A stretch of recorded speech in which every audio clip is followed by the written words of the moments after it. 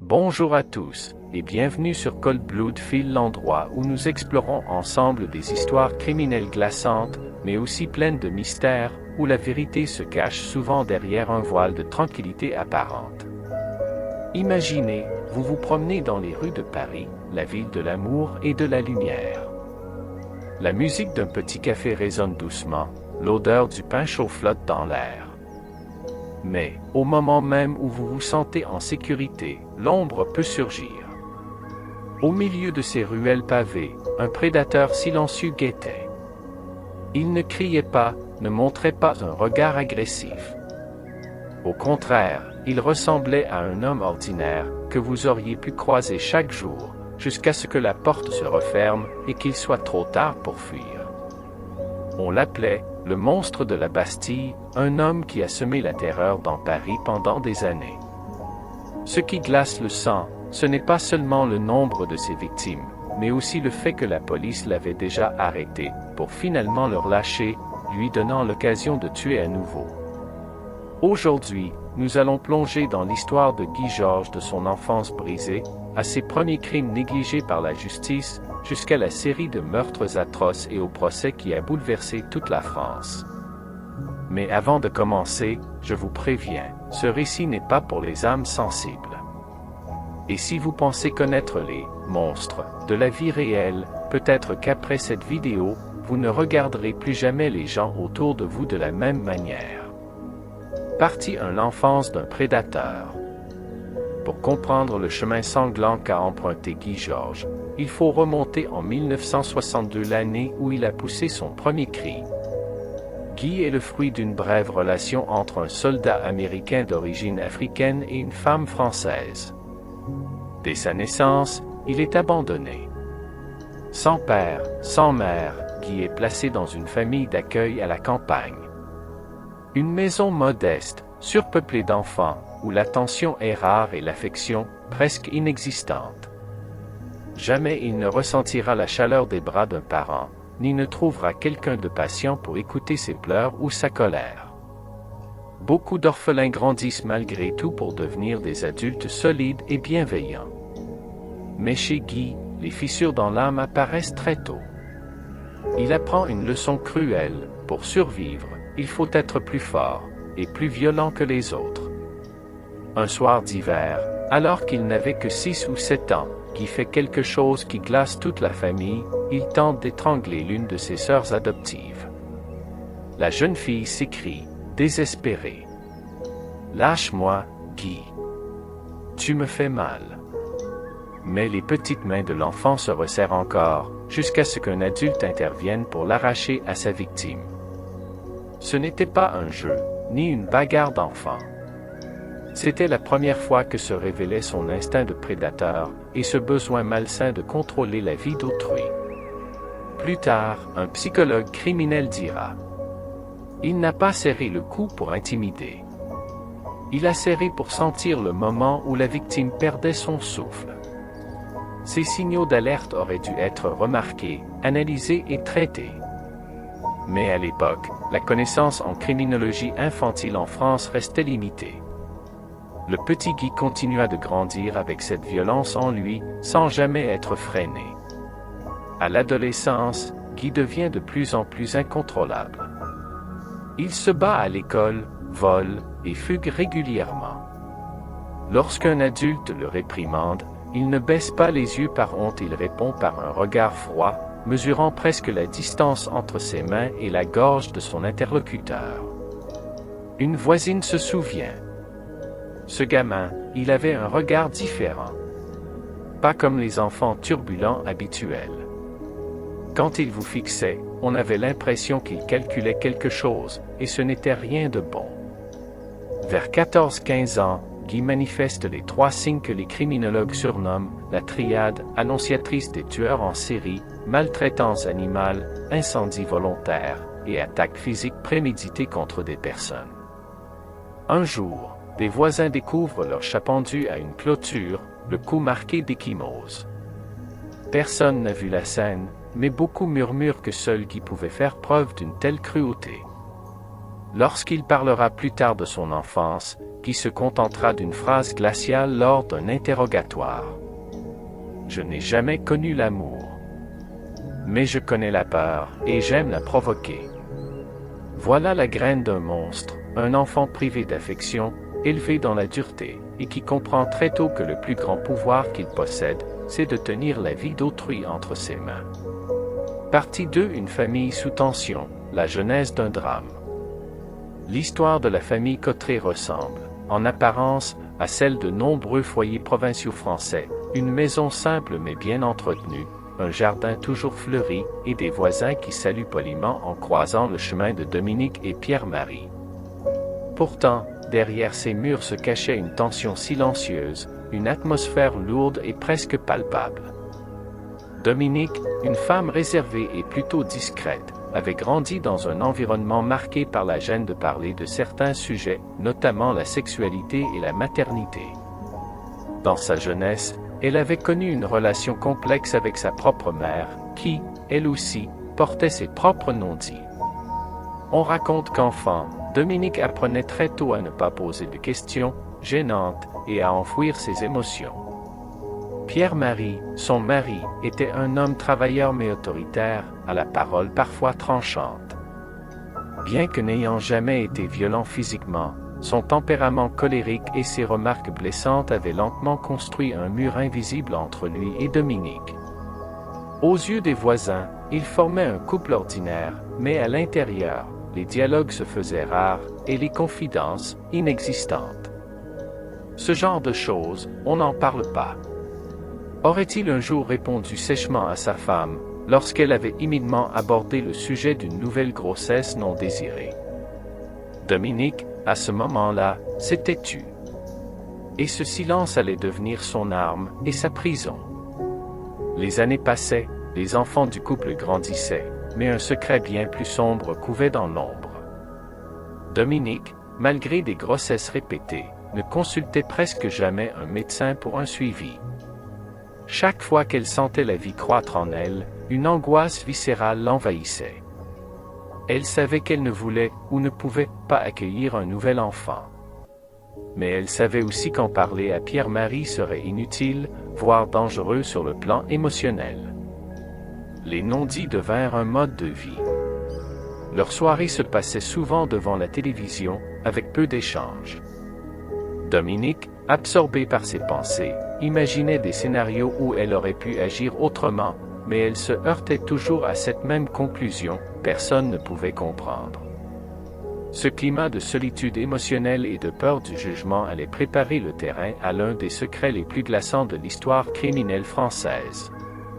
Un secret qu'elle garderait caché pendant des décennies, jusqu'au jour où la vérité éclaterait au grand jour. Partie 3. Le plan d'assassinat de l'idée à la réalité. Après s'être immergé dans des idéologies extrémistes et nourri d'une haine personnelle tenace, les actes de Maxime Brunerie commencèrent à passer des simples paroles échangées sur Internet à un projet concret. Ce qui rend l'affaire d'autant plus inquiétante, c'est que ce processus ne fut pas une impulsion soudaine, mais bien une succession d'étapes soigneusement calculées révélant une détermination glaciale et méthodique. La genèse de l'idée. Selon ses déclarations ultérieures, Brunerie ne cherchait pas simplement à faire parler de lui ou à exprimer une position politique, comme certains ont tenté de le justifier. Il voulait commettre un acte que toute la France ne pourrait oublier, une attaque visant la personne la plus puissante du pays, le président Jacques Chirac. La cible n'avait rien d'un choix aléatoire. Chirac, alors en campagne pour un nouveau mandat, apparaissait fréquemment lors d'événements publics. Cela créait des opportunités et Brunerie savait qu'il lui suffisait d'un instant d'inattention. Les préparatifs. Pas à pas, Brunerie recueillit des informations sur l'emploi du temps du président. Il fouilla dans les journaux, suivit les actualités télévisées et prêta une attention particulière au 14 juillet, jour de la fête nationale, lorsque le président devait assister au défilé militaire sur l'avenue des Champs-Élysées. C'était un événement d'ampleur nationale, mais paradoxalement, aussi une occasion idéale, la foule massée le long de l'avenue, la sécurité répartie sur un vaste périmètre, et le vacarme des célébrations pouvaient masquer le bruit d'un coup de feu. Brunerie n'était pas un tireur d'élite, mais il était convaincu qu'un fusil à lunettes serait suffisant pour atteindre sa cible à distance de sécurité. Par le biais de circuits clandestins, il tenta d'acquérir une mission difficile, mais pas impossible. Après plusieurs semaines, il mit la main sur une carabine .22 long rifle, une arme de petit calibre mais précise à courte portée. Pour Brunerie, c'était la clé de son plan. La répétition mentale. Les jours précédant l'attentat, Brunerie ne cessait de s'imaginer en train de tirer. Il visualisait la panique de la foule, les images de lui circulant immédiatement sur les chaînes d'information, et son nom associé à un acte historique. Dans son esprit, il ne s'agissait pas seulement d'un assassinat mais d'un message politique sanglant, destiné à forcer le monde à l'écouter. Le 14 juillet, leur H approche. À mesure que le moment fatidique approchait, Brunerie se prépara mentalement à ce qu'il appelait sa mission finale. Dans son sac, en plus du fusil, il transportait plusieurs munitions de rechange et une lettre d'adieu comme s'il avait déjà accepté l'éventualité de ne pas quitter les lieux vivants. Ce moment, celui où un individu transforme une idée violente en un acte tangible, est précisément ce qui rend cette histoire si terrifiante. Ce n'était plus une menace vague, mais un véritable plan d'assassinat, prêt à ôter la vie du chef de l'État. Partie 4. L'enquête, un labyrinthe de mensonges et de non-dits. Lorsque la nouvelle du drame se répandit, la petite ville fut immédiatement plongée dans un état de choc mêlé de peur et d'incompréhension. Les gendarmes furent dépêchés sur les lieux, conscients qu'ils n'avaient pas affaire à un simple accident domestique. Dès les premières heures, l'atmosphère était électrique, les voisins se rassemblaient, murmurant entre eux, tandis que les journalistes commençaient à affluer, flairant l'odeur d'une affaire qui allait faire la une. L'enquête débuta par une série d'interrogatoires minutieux. Les enquêteurs cherchaient à comprendre le profil du suspect. Était-il un prédateur froid et calculateur, ou un individu poussé à bout par des circonstances exceptionnelles? Rapidement, plusieurs témoignages contradictoires vinrent semer le doute. Certains décrivaient un homme discret, presque effacé, incapable de violence. D'autres, au contraire, évoquaient des éclats de colère, des disputes violentes et des comportements inquiétants. Ce contraste troubla profondément les enquêteurs. L'homme qu'ils recherchaient semblait avoir deux visages. Les experts de la police scientifique entrèrent alors en scène. Les relevés d'empreintes, l'analyse des traces de sang, les fibres retrouvées sur les vêtements, chaque élément était scruté à la loupe. Un détail, apparemment insignifiant, retint particulièrement l'attention, une tache minuscule, invisible à l'œil nu, mais révélée par la lumière bleue du luminol. Ce point de sang, situé dans un endroit inattendu, allait changer le cours de l'enquête. Les experts déterminèrent qu'il appartenait à la victime, mais sa localisation soulevait une question troublante. Comment avait-il pu se retrouver là, à moins que le corps n'ait été déplacé? Parallèlement, les enquêteurs fouillèrent dans le passé du suspect. Ils mirent au jour des événements passés soigneusement dissimulés, un ancien dossier classé sans suite, des accusations abandonnées faute de preuves, et même des rumeurs persistantes dans son quartier d'origine. Chacun de ces éléments, pris isolément, ne prouvait rien. Mais, mis bout à bout, il dressait le portrait d'un homme capable de manipuler habilement son entourage et peut-être la justice. Cependant, l'enquête se heurta à un obstacle majeur, le silence. Plusieurs témoins clés semblaient soudainement réticents à parler.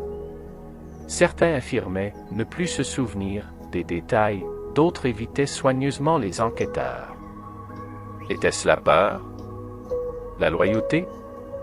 Ou la preuve que cette affaire impliquait bien plus de monde qu'on ne l'imaginait?